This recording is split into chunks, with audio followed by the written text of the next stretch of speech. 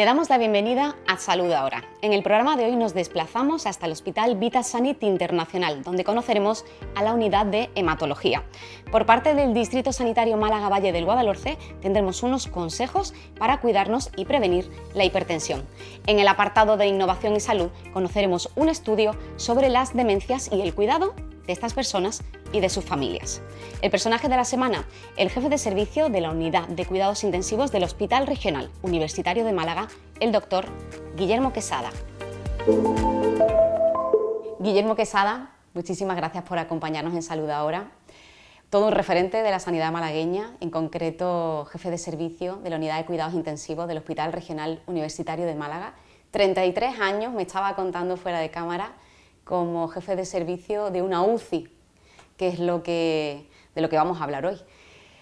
Doctor, toda esa trayectoria próxima a su jubilación, que también disfrutará, ¿cómo la ha vivido? ¿Cómo ha sido esta etapa laboral en la que sin ninguna duda ha liderado uno de los equipos más complejos, más cualificados y con más presión de un hospital como es el Hospital Regional de Málaga, Carlos Haya, para entendernos? Bueno, buenas tardes. Yo estuve 11 años en el Hospital de Antequera y aquello era Bosnia. Era un momento en el cual habían pasado las transferencias, el Hospital de Antequera había pasado a pertenecer a la República y no había nada.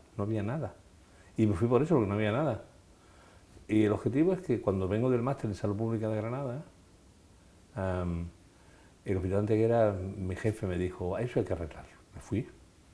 Salvo jefe de servicio, y luego aparecí por aquí, era jefe, en el 2003 aparecí en el regional, y era jefe de las urgencias, de las dos, de la extinta urgencia del Hospital Civil, de la urgencia de aquí, y de las tres UBI, de la UBI del general, de la UBI del materno y de la UBI del civil. Y me lo he pasado muy bien, esto ha sido muy divertido. Yo personalmente me lo he pasado muy bien, ¿vale? He sido feliz, igual que ahora. Cuando uno estudia medicina intensiva, que estoy segura de que requiere de muchísimo estudio, cualquier facultativo, cualquier persona que estudia medicina, pero evidentemente los intensivos, los cuidados intensivos deben de tener un extra de complejidad, ahora hablaremos de ello. ¿En qué momento uno no deja de ser médico cuando es gestor? Es más, usted ha seguido también viendo pacientes, pero ¿en qué momento uno decide enarbolar esto de, bueno, pues soy médico, pero voy a dar todavía más de mí mismo, voy a mostrar el conocimiento, todo lo adquirido a lo largo de todo este tiempo, para liderar un equipo humano de muchísimas personas y tomar decisiones que a veces no son sencillas? ¿En qué momento la gestión pasa por su cabeza? Yo no creo que eso pase por la cabeza de nadie. Eso son circunstancias, en un momento determinado ocurre y ya está. Y uno dice, lidera un equipo de personas porque cree que alguien lo tiene que hacer. Y mira alrededor y dice, es que esto no puede ser, esto hay que modificarlo, hay que hacerlo. Había un hueco, había que liderar un equipo, había que hacer una UBI nueva, había que hacer muchas cosas, ¿no? Y toma la decisión. Y yo esta decisión la tomé por mi mujer. Yo no tenía que estar aquí. Ella me dijo, es una oportunidad, el tren pasa una vez por la vida, yo creo que debes de hacerlo. Y me vine, sencillamente. Bueno, no se equivocaba, el tren ha durado mucho tiempo, era de largo recorrido. Claro, porque los jefes de servicio tienen que ser personas con suficiente tiempo para hacer un proyecto, si no es muy complicado. En 3 años no hace un proyecto. De hecho, yo tengo en ese momento un proyecto que no está terminado. Todo el mundo, cuando acaba su vida profesional, siempre hay cosas por hacer, siempre, ¿no? Y en mi caso también. Eso es sano, ¿no, doctor? Yo creo que sí. Ya que hablamos de salud, es sano. Eso es sano, ¿no? Pero lo más importante es no venir, lo hablamos fuera de cámara, no ir a trabajar con la sensación de losa. Me dijo un compañero mío, dice, es que el día que aparezca una losa, cuando vayas con la losa en la espalda, mal asunto. Y además llevaba razón. Yo no he ido con la losa nunca, aunque tuviera un infierno de teléfono, ¿no? En llevar las urgencias y la UBI tenía muchísimo para trabajo, muchísimo. ¿Cuántas veces suena el teléfono de un jefe de servicio de una UCI o de unas urgencias cuando lideraban los dos equipos? Antes era un infierno. ¿Todo el tiempo? Todas las horas. Un infierno. A cualquier hora del día ha sonado hasta por la noche, cosas que los ciudadanos se han enterado y a las autoridades de servicio hasta que a las 4 de la mañana. Y además no se van a enterar. Se han enterado, como son las cosas de la vida, otra información que cuando uno suma dice, anda, esto es lo que pasaba, ¿no? Pero bueno, ha pasado. No es lo normal, es excepcional, pero ha pasado. Y el teléfono, siendo jefe de urgencia Y de la UBI era un infierno, un infierno. Al principio, cuando separaron las urgencias, antes lo hablábamos, cuando separaron las urgencias de las UBI de forma normativa, por eso en el 2015, uno tiene sensación de pérdida, porque yo había sido jefe de 2003 a 2015, 12 años, mucho tiempo. Pero luego cuando pasan 3 meses dices, esto es un infierno. Y tu mujer te dice, papá, vives bien, porque te permite hacer otra serie de proyectos. Vamos, que se quedó con la UCI del Hospital Regional de Málaga, pero no estamos hablando de pecata minuta, no, desde luego. no es falsa modestia, pero no es lo mismo. No es lo mismo, la urgencia tiene trabajo para repellar. O sea, las hojas de reclamaciones del ciudadano, una razonable y otra no razonable. Como todo en esta vida. A cubos, porque el ciudadano exige inmediatez. Y además le hemos dicho a los ciudadanos que podemos salvar la vida de todo el mundo, y eso no es verdad. Eso no es cierto, hay límites, y el límite, y en la UBI tampoco el ciudadano tiene la sensación de que la UBI tiene una mortalidad. No, la UBI tiene una mortalidad del 20%. Eso íbamos a hablar, doctor, porque cuando la gente se imagina una UCI, se imagina, creo yo no soy objetiva porque he estado en muchas UCI acompañándoles a ustedes, a los profesionales. La gente se imagina una UCI en un lugar oscuro, sombrío, silencioso, pero nada más de lejos de la realidad. No la que yo quiero. No, ¿verdad? Las UCI aspiran cada vez más a estar más abiertas, claro, a tener más luz. Hay pacientes que están despiertos. Claro. Los profesionales hablan, se ríen, porque es sano trabajar así. Mucho más de lo que deberían, pero se ríen. Bueno, hay que reírse de vez en cuando trabajando, ¿no? Pero las UCI tienen que ser UCI en silencio, tienen que ser abiertas, tienen que tener luz, tienen que permitir el descanso de los pacientes. Y eso es muy difícil. Pero están llenas de vida. ¿Eh? Están llenas de vida las UCI. Sí, está claro, ¿no? No de muerte, que es lo que mucha gente quizás puede imaginar. La mortalidad no se mide por la globalidad, pero en global, una mortalidad de un infarto está en el 3%, 4%, no están más, haciéndole lo que tienes que hacerle. Mientras que hace 15 años estaba en el 9%, han ido bajando. Uno tiene la sensación de una UBI excepto pandemia, que fue otra cosa diferente. Ahora hablaremos de la pandemia porque es inevitable, evidentemente, claro, doctor. Excepto pandemia, que aquello fue la guerra. Yo lo puedo decir a la cámara, yo no me lo he pasado tan bien en mi vida.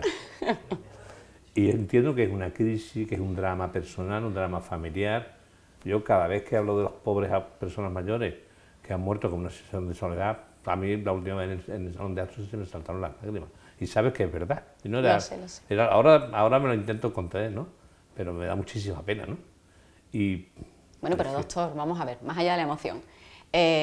Sí, se murió gente sola, pero no estaban solas, estaban los suyos, estaba su equipo. Su familia. Y pusieron medios, los recursos que había entonces, móviles, tablets, no es lo mismo. Pero doctor, ustedes propiciaron la humanidad dentro de espacios un poco deshumanizados. Una tablet no es lo mismo que la mano. No es lo mismo que una mano. Que la mano de su familia, ni loco, vamos, ¿no? Entonces, fue muy duro. Yo he pasado por la epidemia de HIV, cuando en el año 82, he pasado por eso y he pasado por el accidente de mi hija, que es de las cosas importantes. Bueno, usted fue portavoz, además, cuando el accidente de mi hija, recordamos, ¿qué año hablamos, doctor? ¿Año 2000? No lo sé. 2007 quizás, 2000... Posible. Aproximadamente recordamos un accidente en mi hija en el que un autobús que estaba, en el que viajaban, si no recuerdo mal, personas de Finlandia. 50 finlandeses. 50 finlandeses. Salió muy bien. Salió muy bien para cómo podía haberse dado las circunstancias. No, salió bien porque los planes de catástrofe externa estaban montados. Había planes de catástrofe externa que se pusieron en marcha. Porque la gente, de hecho, en situaciones como esa todo el mundo pone la voluntad y pone todo lo que tiene. Y eso fue lo que pasó. No apareció nadie de fuera que no estuviera de guardia, pero toda la guardia se puso a disposición y salió muy bien. De hecho, que yo recuerde, recuerdo una anécdota. La gerente me dijo, tiene que ser portavoz del hospital. Y el lunes por la mañana le dije, ¿puedo decir lo que quiero? Y dice, sí. Estaba la de comunicación y cuando terminé de poner encima de la mesa el estado de los heridos, le dije, ya estoy a disposición de ustedes para lo que quieran, para la pregunta que consideren oportuna. Y ahí es donde era la cuña, y antes hablábamos de Martino Camacho, ahí era la cuña de, y todos están bien y pueden ser derivados a sus países de origen. Se montó una, todos menos uno que estaba en la UBI con un brazo amputado. A ver, porque era un triunfo, claro, un accidente grande, donde la respuesta del hospital ha sido compacta y ha solucionado todos los problemas. Eso no es habitual, ¿no? Hombre, evidentemente el traslado de pacientes a otros países, eso no es fácil, pero ustedes habían hecho lo que tenían que hacer. Claro, pero el miércoles estaba todo el mundo empaquetado para sus países, con el mensaje, las embajadas llamando. Bueno, y luego las unidades del hospital, los cargos a terceros, todas esas unidades que la gente no conoce, pues trabajando y haciendo su labor, que es fundamental. Todo el mundo, claro. Y luego el COVID fue diferente, ¿no? Porque nos pilló una ola, y tú lo sabes, una ola tremenda. Esta ciudad soportó una ola... Primer paciente sospechoso de España y, bueno... Claro, pero además que yo he llegado a tener... La UBI general es muy grande, tiene 40 camas. Doctor, si no le importa, antes de hablar del COVID, explíquenos cómo está estructurada, porque está guiada por módulos. La gente puede creer que uno puede entrar en cualquier lugar de la UCI, no. Evidentemente pasando por estos controles, que ahí no puede pasar cualquiera, sin embargo está por colores, está por área y está especializada. Eso ha cambiado. ¿Ha cambiado? Vaya por Ha cambiado con el COVID, no. Con el COVID, sí, claro. El COVID no hizo cambiar a todos. Entonces, en este momento... Yo hablo de la estructura antigua, básicamente está estructurada en 3 paquetes de 16 camas. El Ministerio de Sanidad, en un momento determinado de la época COVID, dijo que si tienes presión negativa, ponle, si tienes aislamiento respiratorio, ponle. Eso no tiene nadie. Porque si llega a poner obligatorio, tenemos un problema, pero no lo puso. Sería aconsejable, nos parece importante, bueno, el lenguaje, como es el lenguaje. Entonces, ¿qué ocurre? Pues, cuando se plantea el diseño con la antigua gerente, se plantea un diseño de paquete de 16 camas. 16 camas que tienen circuito específico de entrada, aislamiento respiratorio y aislamiento de contacto. Con lo cual, un paciente entra un enfermero por un sitio, va de limpio, entra, pasa la esclusa, trabaja, sale por un sitio, suelta el traje y vuelve a incorporarse limpio. Hay 3 paquetes de esos, 3 paquetes de 16 camas. Están hechos 2 de los 3. Si me oye mi gerente me mata. Falta 1/3 de esa obra. ¿La van a hacer? No lo sé, yo creo que... Bueno, yo no soy el que tiene que tomar esas decisiones. Esperamos que no venga ninguna pandemia próximamente, doctor. No lo sé, pero si nos pilla una pandemia, nos pilla con 32 camas con el aislamiento respiratorio y con circuito independiente, que no es un moco de pavo. ¿Vale? En cualquier caso, aunque no están ya lo de los colores, de acuerdo, pero sí es cierto que los profesionales de la UCI, dentro de que son, evidentemente, profesionales, que trabajan de manera... bueno, con otras muchas especialidades, evidentemente, en comité, pero ellos son muy autónomos, sí. Efectivamente, tienen unos profesionales más dedicados al área de cardiología, otros llevan el área de trasplantes, neumología, la cualificación en la UCI, doctor, y de la enfermería, fundamental en sus equipos. El problema es que no existe una especialidad como tal de enfermería, creo que debería de existir. Desde luego. Existe, tampoco yo soy el que tiene que legislar eso. La intensiva es una especialidad transversal. Especialidades transversales hay muy pocas. Están los que hoy día son médicos de urgencia, son transversales. Algunos internistas y nada más, el resto no son transversales. Están focalizados en una parcela determinada, el cardiólogo al corazón, el neumólogo. Entonces, intensivo toca muchos palos. ¿Que tiene fracaso respiratorio? Le pongo un respirador. ¿Que tiene fracaso hemodinámico? Le pongo una máquina que no aumente el gasto cardíaco. ¿Que tiene fracaso renal? Le pongo una máquina que sustituye la función renal. Entonces es una especialidad transversal. Por eso tienen que tocar muchos palos. Y por eso en el año 1980 incrementaron la especialidad de 3 a 5 años, porque con 3 no daba abasto, no daba. Y tal y como están los tiempos, doctor, que lo mismo se enfrenta a uno no herido de bala que a un accidente de tráfico con un politrauma, o de repente llega una pandemia de COVID, claro. Y todo lo que no sabemos, no lo sabemos, pero a veces hay que innovar, ¿no? Y tener a un buen director de orquesta. No lo sé yo. Mira, yo creo que uno tiene que sentirse feliz con lo que ha hecho. Yo soy una persona feliz. Feliz porque mi familia me lo ha permitido, no por otro motivo. Yo he hecho otras cosas, muchas cosas, que otros no han hecho, ¿no? Si tú que llevas, Marina, en el sistema sanitario mucho tiempo, has oído de la exclusividad, ¿no? Que en un momento determinado le quitan. Y el mensaje es, los exclusivos es que, claro, no te voy a pagar más porque no está haciendo nada. Eso no todo el mundo ha sido así. Hay gente que ha hecho otras cosas. Hay gente que ha hecho proyectos de investigación, hay gente que ha hecho docencia, y eso no está pagado, ¿no? Hay gente que ha hecho derecho, hay otros que han hecho conflictos de valores, han hecho ética asistencial, ¿no? Hay otros que han hecho de todo. Hay otros que han hecho de todo, otros han hecho comunicación, otros han hecho, yo conozco a quien ha hecho periodismo. Entonces, ¿Qué quiero decir? El argumento de es que no te voy a dar a uno por no hacer nada, no, eso no siempre es así. Entonces, claro, el lenguaje siempre se tergiversa, en mi opinión, es la mía. Yo tengo derecho a estar no veo como todo el mundo, y más porque yo he utilizado esa exclusividad para una serie de cosas que eran importantes para mí. ¿Para formarse o para...? Claro, yo he sido presidente del Comité de Ética durante 12 años. Tendréis que estar formado en conflicto. ¿Ha lidiado con la llegada de la ley de eutanasia, doctor? He lidiado con la ley de eutanasia, sigo lidiando con ella. Sigue haciéndolo. Vale. Yo no sé si quizá una afirmación que no pueda hacer, pero bueno, yo la voy a hacer y si no me corrige. De las cosas más difíciles que se le han planteado como reto. Eso es muy difícil. Pero no en la eutanasia, en los conflictos de valores. Porque no son cuantificables como tal.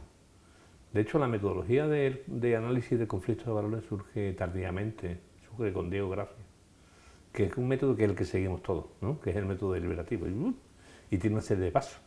Pero eso es muy difícil, porque el valor libertad, ¿cómo lo mides? O el valor intimidad. Difícil de medir, ¿no? Para ti, tú tienes un valor y yo tengo otro, ¿no? Sin duda. Entonces, los conflictos de valores, que en el fondo la ética no soluciona problemas clínicos. Esto ha cambiado en los últimos 20 años, lo que no está en los escritos. En 20 años, mira, cuando empezamos a estudiar medicina, cuando yo estudiaba medicina, hacer cualquier tesis doctoral o cualquier estudio suponía irte a la biblioteca. De hecho, mi jefe clínico me decía, vete a la biblioteca, y había estaban los índices médicos, que eran un libro gordo, muy gordo, a buscar los artículos. Y así es como hacían los artículos. Mientras que cuando en el año 2003 hay una cosa que se llama UpToDate, el PubMed y el UpToDate. El UpToDate era como el Big Data actual del ChatGPT, pero pagado. Había una serie de tíos que hacían una serie de profesionales que hacían una revisión de un tema determinado y lo publicaban. Y lo publicaban en un libro que era el UpToDate, una base de datos que tú pagabas. Eso es lo que hace el ChatGPT. Y la inteligencia artificial hace otra cosa. Pero tú, un poquito más rápido. Mucho más rápido, claro, la ciencia evoluciona. Pero bueno, con otros fallos que sin duda están ahí.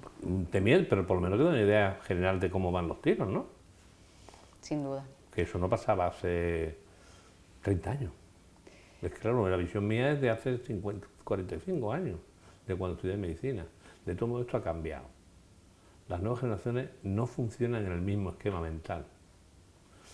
Nosotros funcionábamos en valores, en prestigio, y las nuevas generaciones funcionan en tiempo libre y en dinero. No tiene sentido, yo creo que no tiene sentido, pero bueno, eso, que los 500 mejores del MIR hagan cirugía plástica y dermatología, no tiene sentido. Cuando los 500 mejores del MIR de hace 40 años hacían cardiología, cirugía cardiovascular, ¿no? Cambian mucho las cosas, doctor. Mucho, muchísimo. En todos estos años. Tenemos que concluir, aunque yo creo que podíamos tirarnos hablando, pero bueno. ¿Ya ha terminado? Ya hemos terminado, doctor, y es una verdadera pena porque yo es que... Bueno, me dice doctor, Marina me conoce hace muchos años, me dice doctor porque está delante de las cámaras. Guillermo Quesada, muchísimas gracias por haber acudido. Has dicho que me jubilo, Bueno, Guillermo Quesada se jubila después de muchos años. No sé yo si se terminará de jubilar, porque creo que uno en esto de ser médico y abogado no se jubila nunca. Algo se hará. Bueno, no le voy a decir que no vamos a volver a verle en Salud Ahora, porque a lo mejor no viene como jefe de servicio de la UCI del Hospital Regional de Málaga, ya no lo hará, pero bueno, quién sabe si se puede... Como abogado de reclamaciones patrimoniales contra el Servicio Andaluz de Salud, por ejemplo.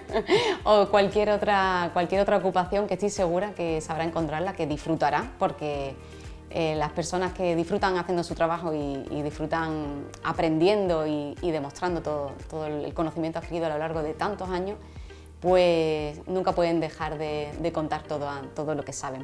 Bueno, pues muchas gracias. Muchas gracias por acompañarnos, muchas gracias. A vosotros.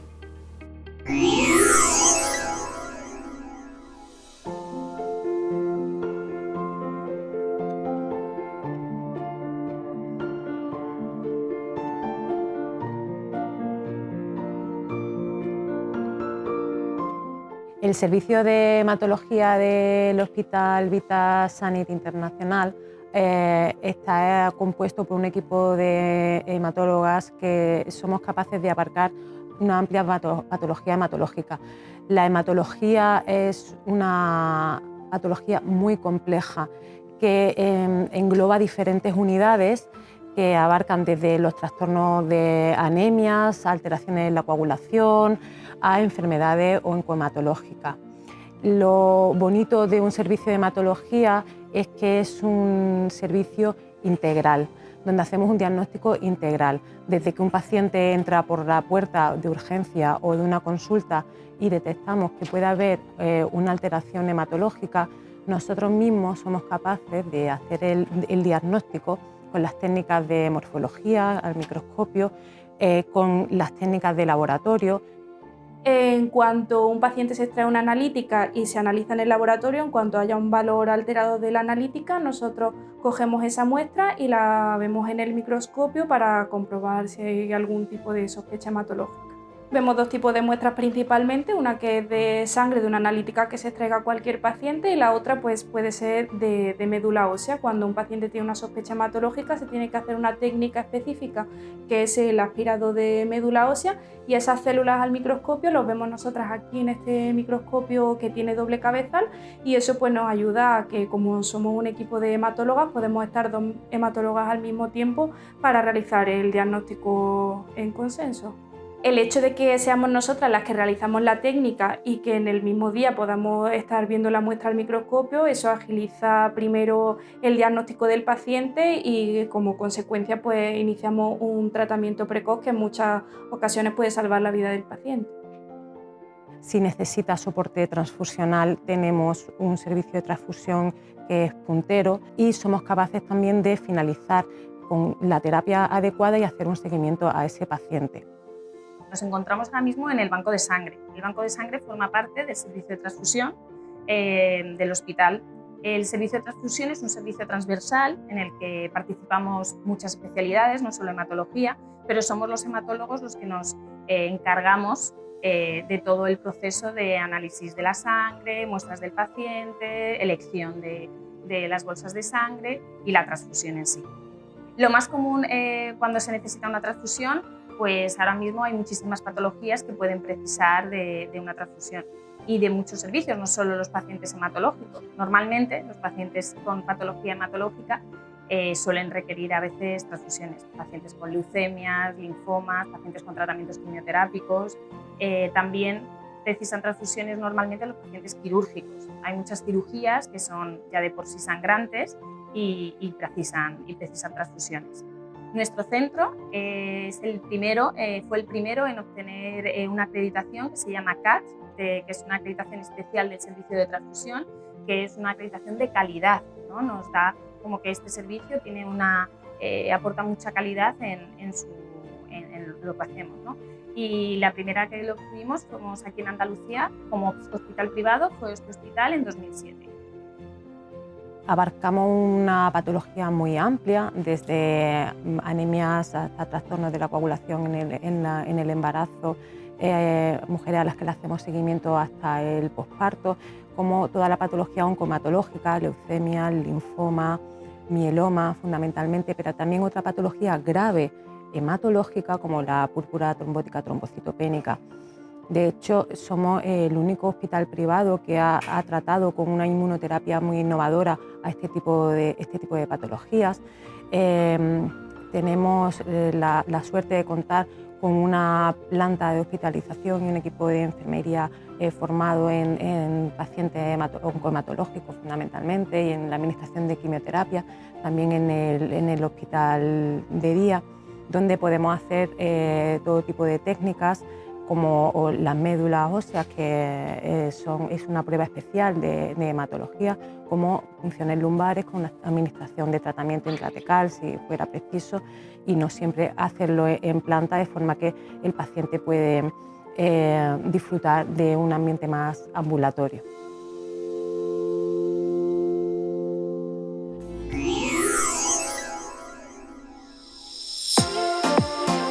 La hipertensión es el trastorno cardiovascular más prevalente a nivel mundial.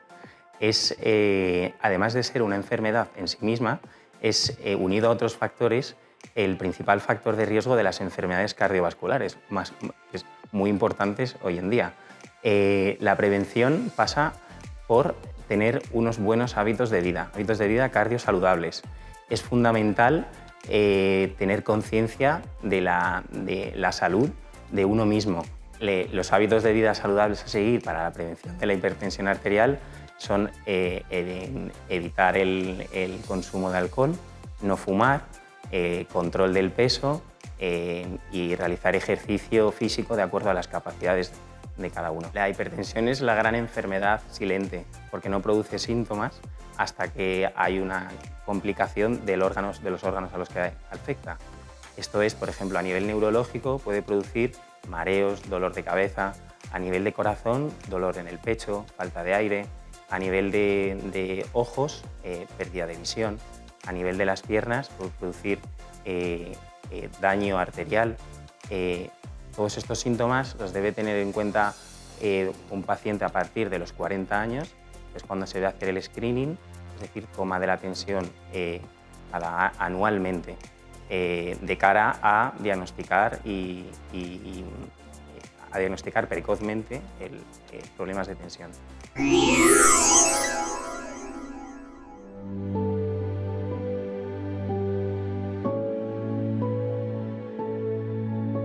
Un equipo de investigadores de la Universidad de Málaga y de IBIMA Plataforma Bionan, que trabaja en la línea de cronicidad y dependencia, alerta de la importancia de estudiar la situación familiar y social de las personas con demencia, enfermedad en crecimiento debido al envejecimiento de la población. Lo primero que vamos a notar cuando un familiar empieza a desarrollar una demencia, que la que más conocemos es la demencia de tipo Alzheimer, que es aproximadamente la mitad de las demencias, pero existen otras menos frecuentes, aproximadamente un 7% cada una de ellas, pero la más frecuente es el Alzheimer.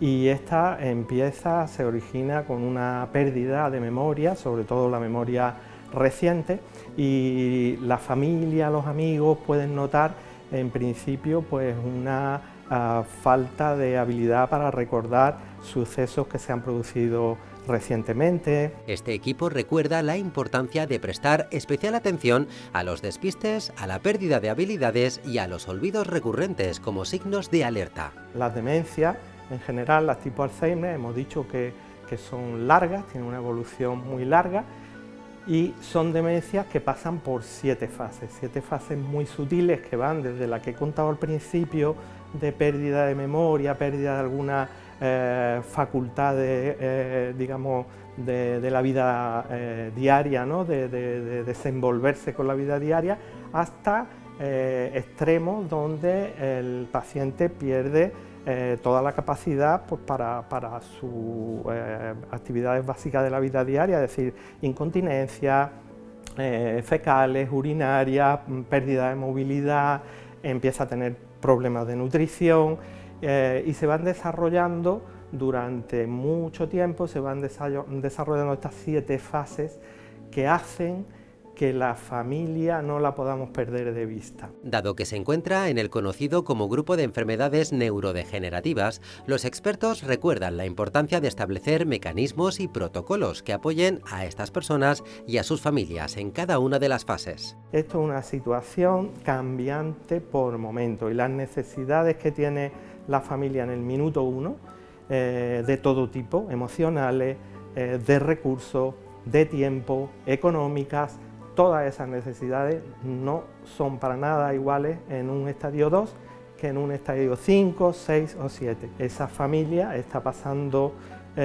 todo un proceso muy complicado, el paciente también, pero la familia para mí es fundamental porque son los que están sustentando todo este proceso y tienen que adquirir una formación para poder seguir cuidando de su familiar adecuadamente, o tienen que tomar decisiones muy complicadas, como puede ser aceptar el enfoque paliativo o aceptar la institucionalización. Todo eso hace que se requiera un seguimiento de cuidados muy intensos, ¿no?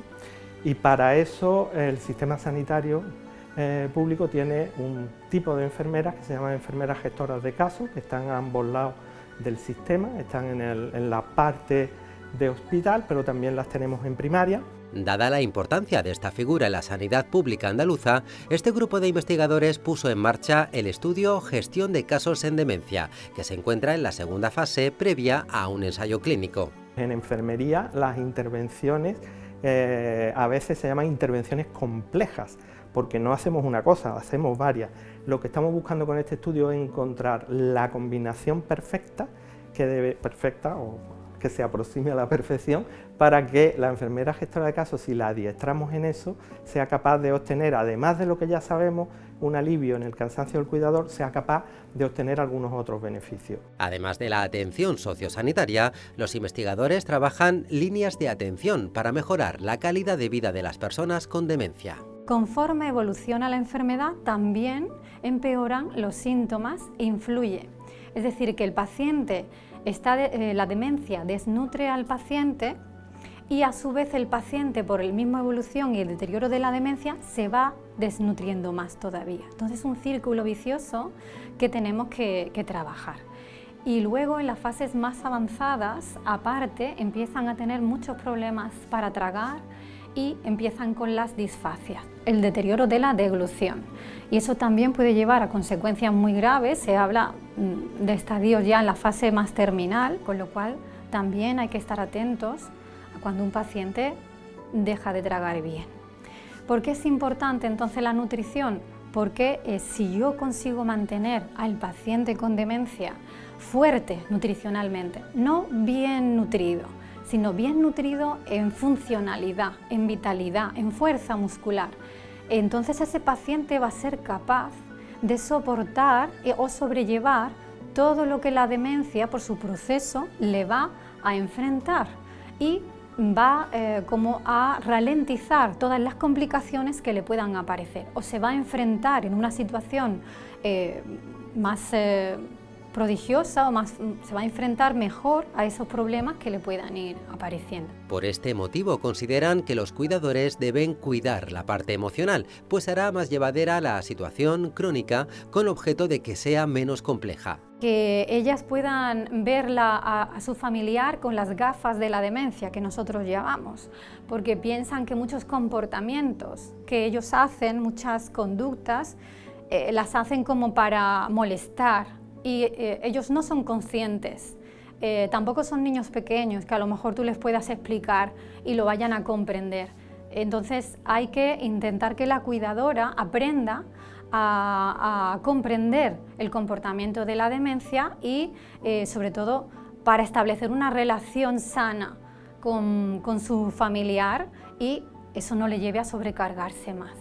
Tras años de estudio y especialización en este tipo de pacientes, este equipo investigador apuesta por mitigar los inevitables efectos de la demencia desde el autocuidado y la implantación de hábitos de vida saludable. Sabemos que todos aquellos hábitos que tienen que ver con la salud cardiovascular van a contribuir. ¿Por qué? Porque hay una demencia que es la cardiovascular, que es la demencia vascular, que se suele solapar con las otras tres. Es decir, nadie puede asegurar que un paciente tiene una demencia Alzheimer pura y no tiene un poquito de demencia vascular. Entonces, todo lo que hagamos por mejorar nuestra salud vascular, deporte, dieta saludable, intentar controlar enfermedades como la hipertensión o como la diabetes al máximo, todo eso va a contribuir a que si tenemos esa predisposición, pues vamos a frenarla de algún modo, porque no le vamos a añadir el componente cardiovascular que está siempre ahí o que pensamos que puede estar siempre ahí haciendo una contribución a la demencia que pueda tener el paciente. Últimamente también se está promocionando dos cuestiones que a mí me parecen que tienen toda la lógica y que empiezan a aparecer en los últimos artículos, que tienen que ver con la audición y con la vista. Si no oímos y no nos corregimos la audición y tenemos una predisposición a un deterioro cognitivo, pues lógicamente si yo no oigo, mi conexión con el mundo es peor y mi deterioro cognitivo se va a acelerar, y lo mismo ocurre con la vista. De este modo, los investigadores recomiendan a las familias que se asesoren con las enfermeras gestoras de casos para aliviar la culpa en lo que se refiere a la atención de sus familiares, y recuerdan, para cuidar hay que cuidarse.